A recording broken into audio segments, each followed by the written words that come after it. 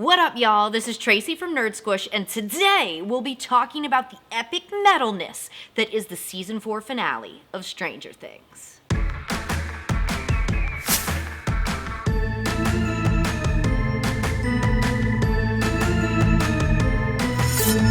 Okay, guys, we have made it to the finale of Stranger Things season 4, and wow. There is a lot to unpack, a lot to talk about. There's good feelings, there's bad feelings, there's sad feelings, so let's get on into it. If you're new here, this is Nerd Squish, where we take everything spooky and we take everything nerdy and we squish it all together. So if you like Stranger Things, horror movies, and everything pop culture, definitely hit that subscribe button so you can see more videos from us in the future. And now is the moment where I throw up that spoiler warning, you guys. We are talking nitty-gritty. If you have not watched Stranger Things yet, specifically season 4, specifically the season finale, stop. Stop what you're doing. Put YouTube down. Stop that. Go to Netflix, watch the show, come back. I'll be waiting. This episode starts off in Russia, where you see Joyce and Hopper changing into some fresh clothes for a little hot moment. Okay, first off, before we move any further, skinny Hopper is weird. I don't like it. I'm uncomfortable. So they're reminiscing about their dated Enzos that they never got to have. And Hopper talks about how all he's been dreaming of is lasagna and breadsticks, which I am not in a Russian prison, but also daily dream about lasagna and breadsticks. And Joyce is like, that's all you've been dreaming about? And he's like, should I have been dreaming about something else? And there's this hot moment, and they start making out, and it's getting intense, and the phone rings. That's some real life stuff right there. So this phone call from the USA is not from Dr. Owens, but from a friend who says that Dr. Owens is indisposed and the kids they're MIA. They're out there, they're fighting, we don't know what's happening. So because they realize the kids are in danger and they're not going to be able to get home as soon as they thought because Yuri and the plane and all the drama, Joyce forms a plan. They're going to break back into the prison, yes, the prison that they just broke out of, to destroy the shadowy particles and hurt the hive mind to help the kids fight the evil that is the Upside Down and all of its creatures. When they get to the prison, the shit hath hitteth the fan. The guard post empty with a radio just playing absolute chaos of attacks and screams, so you know they're not gonna walk it into anything good. So sure enough, they get into the prison. The Demogorgon is still out there raging. They do find one surviving guard, and they learn that the Demogorgon, in their effort to shoot it and kill it, they shattered all the tanks that these puppy Demogorgons were floating in, and then the shadowy particles came out and they got inside of the Demodogs, and now it's chaos. It's happening. It's all happening. So they're looking at the security tapes and they see one Demodog by himself, and Hopper's like, I got an idea. He's going to lure this Demodog and all the monsters or whatever into the pit, and he's gonna be the bait. Now naturally, Joyce is having instant Bob bait lab flashbacks, and it's not a good time. And Hopper looks at her and he's like, I'm gonna die someday, but not today. I got a date. Now, is he surviving for Joyce, or is it the lasagna and breadsticks? I know which one I would survive for. It's not Joyce. Our California crew is trying to make it back into Hawkins. They're calling in, trying to get tickets, and they realize that getting back into Hawkins in a timely manner is impossible. And that's when Elle gets an idea. She makes a plan to piggyback, which means she's going to get to Vecna through Max's mind. But the problem is they need some sort of tub and a whole lot of salt. And that's when Argyle realizes, hey, we saw a sign for another Surfer Guy pizza. I got this. Now this scene is amazing. Any scene with Argyle is amazing because he's underrated and hilarious and has a direct connection to my funny bone. So he strolls in there, and these two Surfer Guy pizza workers are having a dude bro California moment, and it's beautiful. And he's like, hey, look, you see this weird girl behind me? Yeah, I need your kitchen.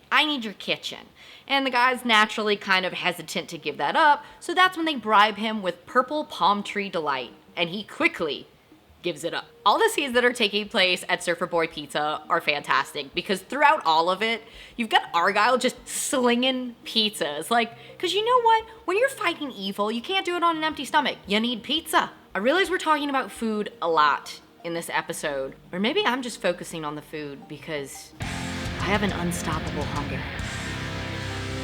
So Mike and Elle are having this cute little moment while, everybody's prepping and all this stuff, and this moment is interrupted with the monstrosity that is pineapple on pizza.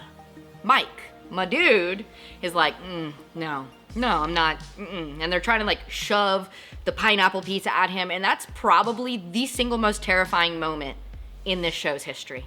And I stand behind that statement. Jonathan and Will are prepping the pizza dough freezer for the deprivation tank. And they're having this little moment, and Jonathan's like, look, I know that I've been very absent, and I miss our talks. I love you, and nothing that you ever do or say or tell me is gonna make me change my mind on that. You can come and talk to me. And they have this cute little brotherly moment, and I love it. Back in Hawkins, the battle is about to begin as our crew heads back to the Upside Down. Eddie and Dustin plan to stay at the trailer, lure the bats over there, bat-proof the trailer, and their specific instructions are, don't be heroes. And they're both like, do we look like heroes? Steve, don't waste your breath. Steve, Robin, and Nancy head back to the Creel house to go try to fight Vecna, and I am getting Frog Brothers vibes from this crew. Did anybody else get that? Please tell me I'm not the only one. Steve is Edgar, Robin is Alan, which makes Nancy Sam, and both Sam and Nancy have a brother named Mike. Come on. I can't be the only one that's seeing this. Or maybe it's just because Lost Boys is one of my favorite movies of all time. Let me know in the comments, did you get Lost Boys vibes? So back in the right side up, Erica is beginning phase 1. She climbs into this playground jungle gym rocket, which first of all, I'm like, what playgrounds did people either have in the past or in Indiana? Because I definitely never had a rocket ship. But then I'm looking at this rocket ship and I'm like, wait a second, I've seen this rocket ship and I've had this thought before. It looks exactly like the rocket ship that's in New Nightmare that Dylan crawls on top of. I am just loving these horror references. Unfortunately, while she's climbing into this rocket, one of the Satanic Panic mob members passes by and reports back to Jason that he sees members of the Hellfire Club. While Lucas and Max are inside of the Creel house waiting for the signal, another cute moment is happening. So they're sitting there in this house and they have to be quiet, so they're writing notes to each other on this little notepad and holding them up. And it's just so cute and innocent, and you're seeing Max smiling, which is something that we obviously haven't seen much of this season, so it's really good to see her do that. And, she tells him, hey, I'm glad you're here. So he asks, movie Friday? And she starts madly scribbling something to reveal, a little stick figure drawing of him and her at the movies with their popcorn. And you're like, I love this. But before you know it, Erica signals that they're ready to go for phase 2. So they walk around with their lanterns to locate Vecna. We turn off the Kate Bush, and we're poking Vecna with a stick. Come on, buddy, let's go. And this dude's not biting, so you're like, okay, Max's plan is not working. You're like, oh my god, what does this dude have up his sleeve? What's about to happen? So she decides to, in the attic, sit down and kind of just reveal all of her truths. And she's like, look, you were right. And she says that she prayed for something bad to happen to Billy. Not necessarily for him to die, but she's like, maybe he could get in a car crash or something. Because after all, he made her life pretty darn miserable. And as she's sitting there and just letting her soul leak out, Lucas is like, is that true? Is that how you really feel? Maybe it's good that he takes you. And she's like, boy, what?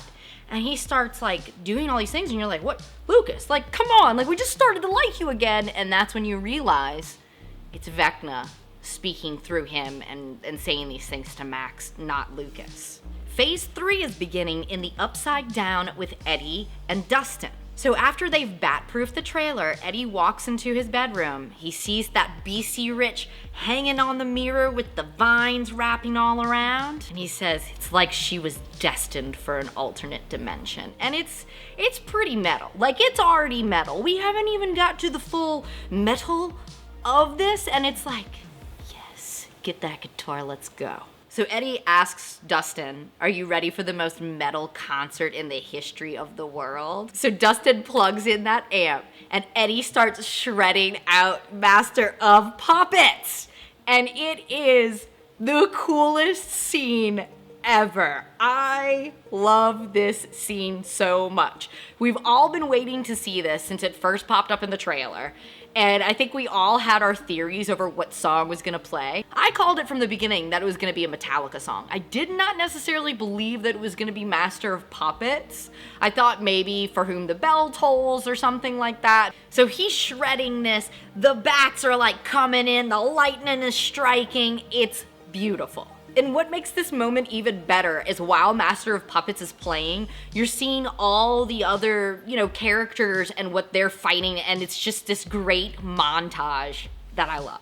So even though I'm watching this and my anxiety is an all-time high, I am pumped. I'm ready for this fight. And with this distraction, the bats start to swarm to the trailer, which allows Nancy, Steve, and Robin to go into the Creel house. And now that Max is taken by Vecna, she is trying to live in her happiest memory, which just so happens to be at the snowball dance, where her and Lucas shared their very first kiss.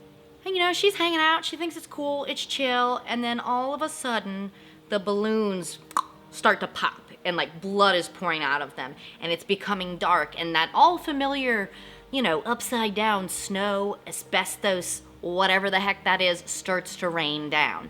And I love this moment because it gives me It vibes. The whole time I'm like, Pennywise, where you at? Where, you here? What's going on? And once Vecna has a hold of Max and they're fighting it out, things are starting to get wild. He's like, look, it's cool that you think that you can fight me, but your friends are dying. I'm watching them die. And sure enough, he's got Steve, Nancy, and Robin up against a wall being strangled with his little creepy vine situations. Hopper is on the ground holding off a demodog that's about to bite his face. And our favorite basketball player, Jason, is in the attic fighting Lucas. And Erica is fighting off one of the other basketball players. Now, she manages to give him a good old kick in the balls and runs off. Lucas's fight is a little bit more difficult. This was tough to watch. We already hate Jason. We don't need more reasons to hate Jason, right? So he sees Max is in her little trance, and he thinks, okay, Hellfire Club, we got some devil shit going on, right? So he tells Lucas, wake her up.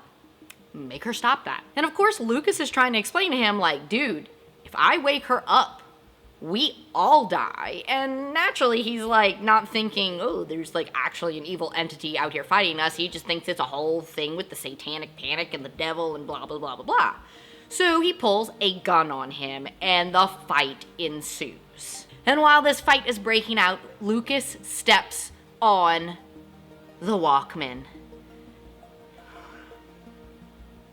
Kate Bush didn't even stand a chance. So at this point, I'm thinking, okay, Lucas is gonna straight up have to be like, if I only could, I'd make a deal with God.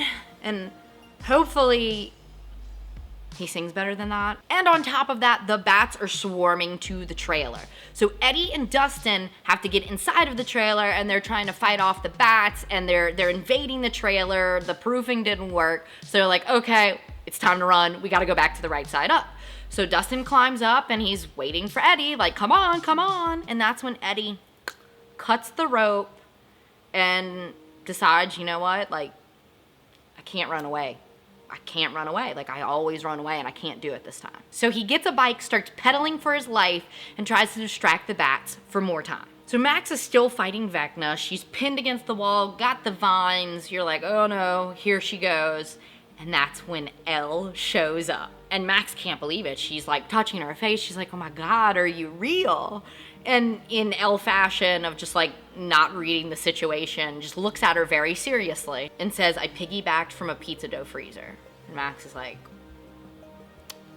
don't know what that means, but let's do this thing. So Elle and Vecna begin to go back and forth, and sure enough, Vecna gets a hold of her. He brings Elle into his red little Vecna world, has her pinned against the Creel house door, and he's like, all right, you're gonna watch all of your friends die now. So he gets Max again, And naturally, she's rising up in the real world, and she's cracking, and her eyes are going all crazy, and you're like, okay, she's done. And we get yet another villain speech from Vecna. And he explains that when she sent him to the Upside Down, he thought he was being sentenced to death, like that was it. But once he got down there, he saw a means to reach his potential. When he first got down there, the Upside Down was pretty much a barren wasteland. But he saw, you know, the demo creatures, and he saw like the shadowy particles or whatever they are in the air. And that's when he reached out and he formed them into the Mind Flayer. So from day one, this evil that they've been fighting has been Vecna. I mean, Henry. I mean, One. I mean, you know what I mean. So back at Surfer Boy Pizza, Elle's in the, tank, and she's starting to struggle. And the guys are like freaking out. They're like, oh my God, what do we do? And that's when Will looks at Mike and he's like, remember, you're the heart. Mike starts professing his love to Elle, and that gives her the courage to continue the fight. So she breaks through the vines, throws Vecna, and at the same time, Murray, back in Russia, is hitting the creatures with the blowtorch. So the vines release Steve, Nancy, and Robin, who are being strangled in the Creel house in the Upside Down. Dustin just got back to the Upside Down, and he sees the bats swarming Eddie, and that's when, just like everything else, they fall. So he's trying to rush to Eddie to see if he's okay. And this is where phase 4 begins. Nancy's done, and she's going full Rambo mode. Her, Steve, and Robin head to the attic where they find Vecna in his defenseless, trance-like state, and they start throwing Molotov cocktails at him, and she's shooting him up. And sure enough, on the last shot, he falls through the window of the house, and you're like, all right, victory, right? We kicked his ass. Dustin, who's limping his way to Eddie because he broke or sprained something on his way back there, he finds Eddie, grabs him in his arms, and Eddie's not in a good state. I will not cry while talking about this. I will not cry. But he's holding Eddie in his arms. He's got Demobat bites all over him. He's got blood coming out of his mouth. And Dustin's like, look, you're okay. You're okay. We just got to get you to a doctor. Like, let's get you up. So he begins his dying speech because he knows he's not going to make it. Eddie looks up at Dustin and he says, I didn't run away this time, right? And it's like, even in this dying moment, he's been so jaded by everyone around him. He still needs that validation, which is so sad. And he tells Dustin, he's like, you got to keep the sheep in line. You got to keep it going. He's like, no. Like, you're gonna be fine, and you're gonna do it. And he's like, no. Promise me that you're gonna do it. And of course, Dustin doesn't want to say it because he doesn't want to admit that Eddie's dying. And he says, you know what? I think it's my year, Henderson. And he dies. I'm not crying. You're crying. And I think we all knew, because of the Duffer Brothers and their hate for side characters, that he was going to kill him off, but it didn't make watching this any easier. It was a really, really sad moment because Eddie was such a well-written character. And in the right side up in Hawkins, we're not really having much better of a time. So Vecna did get Max this time, and she did her whole contorting crunchiness in her eyes. She has fallen back down, and Lucas is holding her, and you can see all of her limbs are broken. Her eyes are like all milky, and they got like stuff running out of them, and she's panicking. She tells Lucas, like, I can't feel or see anything. Like, I don't want to die. I'm not ready to die. I'm not crying talking about fictional characters.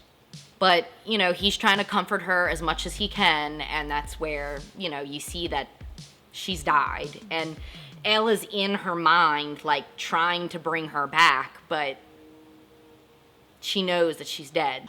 Oh, wait, actually, we haven't had enough chaos. That's when the gates open and hell breaks loose in Hawkins. So the ground just starts splitting in half, and it's like lava and creepiness, and it's wild. But in the midst of all this chaos and sadness, the great part about this is while the earth is splitting open, Your dude Jason is laying like where one of the cracks is going, and when it gets to him, it splits this boy in half and just burns, evaporates him, and he is dead.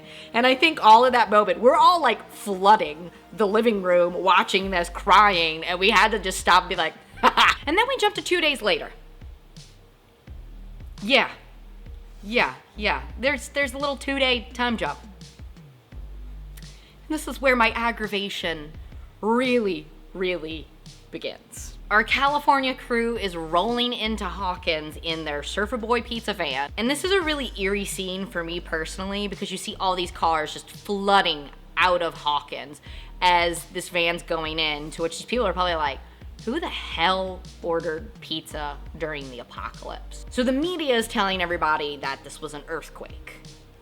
And they're talking about the deaths and all this stuff. And between the newscast and showing the cars piling out and the fires and the chaos and the destruction, the donation centers, I was getting like intense New Orleans, Katrina, like PTSD situation, which I didn't like. Made me very uncomfortable.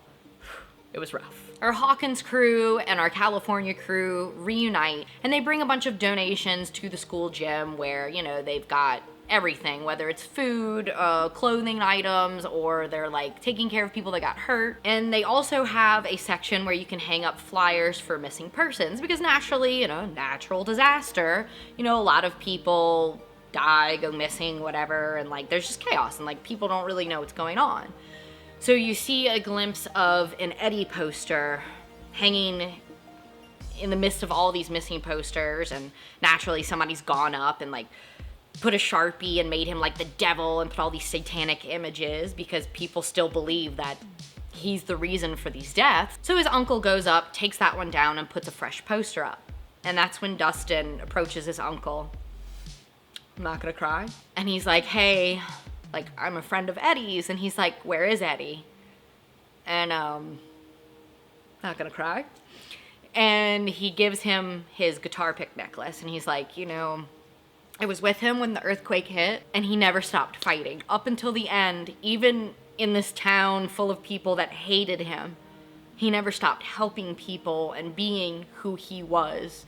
And I just wish the town would have gotten a chance to see what a good, kind person he was. And so naturally his uncle breaks down crying. Dustin breaks down crying. I'm breaking down crying. The dog's looking at me and she's like, lady, what's wrong with you? It was tough. The thing that makes me mad is Dustin is the only person in our main characters that acknowledge Eddie's death. That's not cool. That's not cool. Like, everyone that met Eddie, that was our main characters, like, loved Eddie and were close to Eddie. And it makes me so mad that we're just, okay, like, Steve is there, he's like folding his clothes, being the babysitter, and we're forced to care about Robin and Molly Ringwald that she has a crush on. And it's like, what? No. We need to talk about Eddie. This dude sacrificed his life, but it felt very cheap and just not right. Like, it felt like his death should have been brought up. And I'm already having a really hard time caring about Robin because I loved Robin in season 3. I thought she was well written, badass, and she just became this like nervous person in this season and just didn't feel like the same character that we had in season 3. So I was like, first of all, you've changed her. We're gonna ignore this character's death and like focus on Molly Ringwald making peanut butter sandwiches. I'm not buying it. Now, your girl Max isn't technically dead.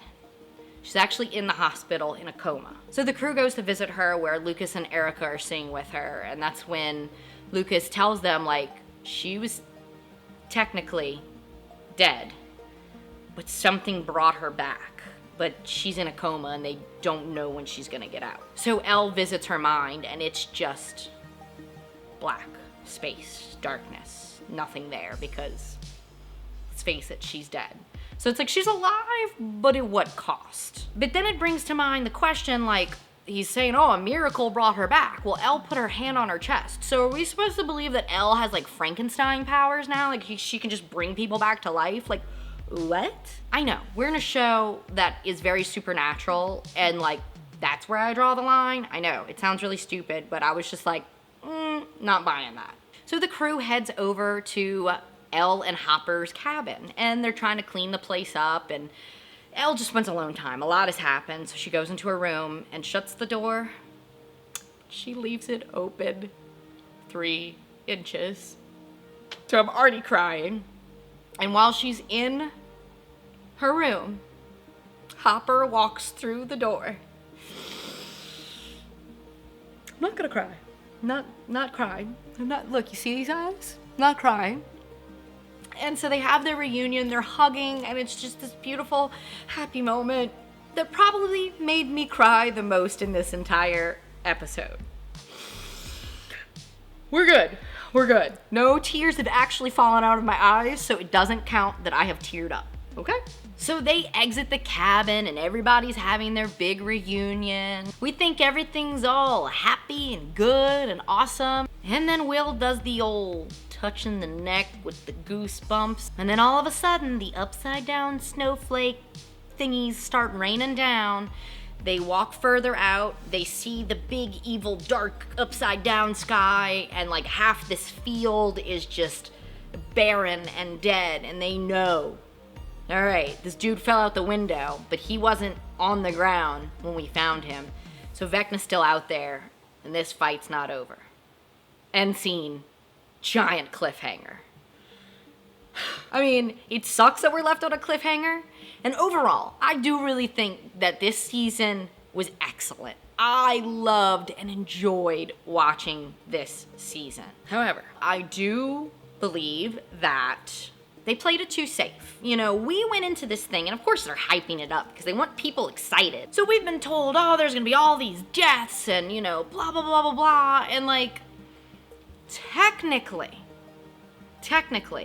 none of our main characters from the very beginning, from season 1, died. And to me, that just feels too safe. Like, in the real world, that wouldn't have happened. One of these people would have died. So it's just, it felt cheap, it felt too safe, there's no risks. So it's like I'm sitting here, I'm on the edge of my seat, sweating, I'm crying, and like, for what? I mean, Eddie died, and it sucks. Just like everyone else, I fell in love with Eddie. I loved this character. But again, he wasn't a main character. They love to bring in these side characters every season just so they can kill him off to keep the main cast safe, which I think is a cop-out. And the whole Max thing, how she's dead, but she's not really dead, but we've got Frankenstein powers. What's that all about? Like, why did we save her from Vecna once to do this? I don't know.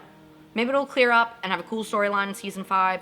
We will see. And naturally, the theories have already started for season 5. We're hearing that there could be a time jump, which I think is probably their best bet since these characters are like in their 20s playing 14-year-olds, and it's already getting like certain characters are kind of hard to believe. So I'm thinking we're gonna see a pretty big time jump, you know, maybe like an It situation where it's years later and they think, oh, we're good, we fought it, we're fine, and okay, it's back. But I don't really think that's necessarily happening because we already see effects of the Upside Down in Hawkins. So I think maybe we're gonna see them like existing in this apocalyptic world. And we also have the theories that Eddie's not actually dead, because of course our whole series is based off of Dungeons and Dragons. And while I'm not a D&D player and I'm not very well versed on the lore, the few things that I've learned from the show and from articles online is that Vecna himself is from D&D.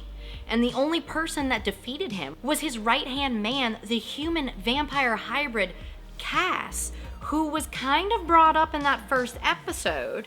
And the dude looks just like Eddie. He's known to have a spear and a shield. And let's face it, to become a vampire, you have to get bitten by bats, vampires, and die and come back to life. Or maybe they're just throwing all these things in there as like nods to D&D and Dungeons and Dragons, and we're all just really looking way too far into it. I don't know. You be the judge of that. Leave in the comments down below your theories and if you think Eddie's coming back for season 5.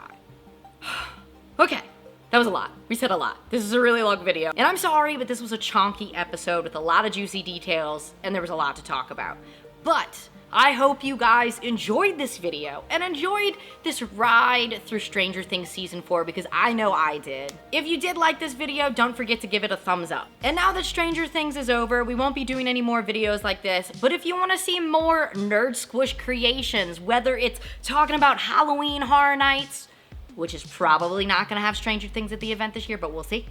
We'll see. Or spooky vlogs and events, definitely hit the subscribe button and hit the notification bell so you can be notified when new videos hit the channel. Thank you guys for watching, and I'll catch you nerds in the upside down.